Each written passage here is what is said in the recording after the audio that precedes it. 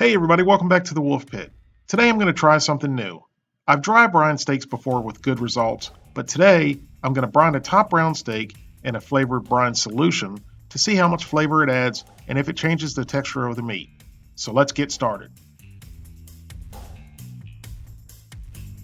For the brine solution, in a large bowl, add kosher salt, chili powder, granulated onion, granulated garlic, black pepper, and cumin. As you can see from the flavors I've added, this is going to be kind of a fajita flavored brine. And now add water, and to make a proper brine, for every quarter cup of salt you use, you add 1 quart of water. If you'd like a full printable copy of this recipe and many more, visit thewolfpit.com. Now give it a good mix until all the salt's dissolved. For the steak I'm using a 3-pound top round steak, also known as, and mislabeled as, a London broil. Round cuts of beef are very lean, lack flavor, and can be very chewy and dry out if overcooked. All those factors made this cut of meat a prime candidate to try to add some flavor and moisture to.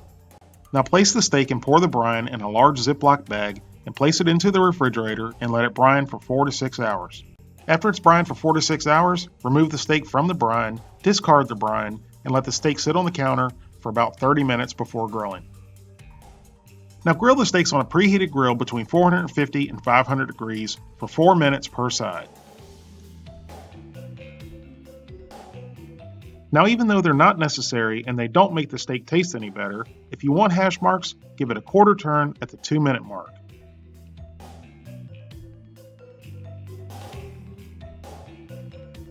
After 4 minutes, flip the steak over.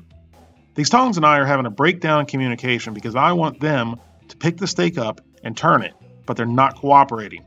Finally, and they probably want $15 an hour too. And as you can see, my hash marks didn't turn out that well, but it's no big deal. That's what they make Sharpies for. Now close the lid and let the steak grill for 4 more minutes. After grilling for a total of 8 minutes, the steak is done. Now let it rest for about 10 minutes before slicing.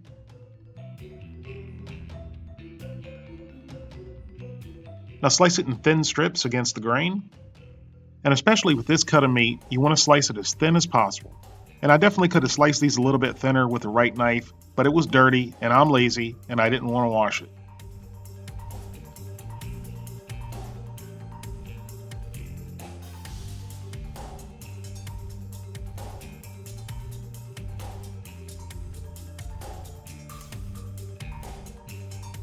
The steak definitely looks very juicy. And there you have it, a brined and grilled top round steak. The brine obviously added a lot of moisture, but also flavor. The steak wasn't salty at all, but all the flavors that I added into the brine really infused with the meat. Every bite was like a flavor explosion. As far as the texture goes, it didn't change a whole lot. It might have made it a little bit more tender, but not ribeye tender. I'll definitely be doing this flavored brining again, and I would definitely recommend you try it yourself. Thank you all very much for watching. I hope you give this a try. Please don't forget to like this video and subscribe, and I'll see you next time.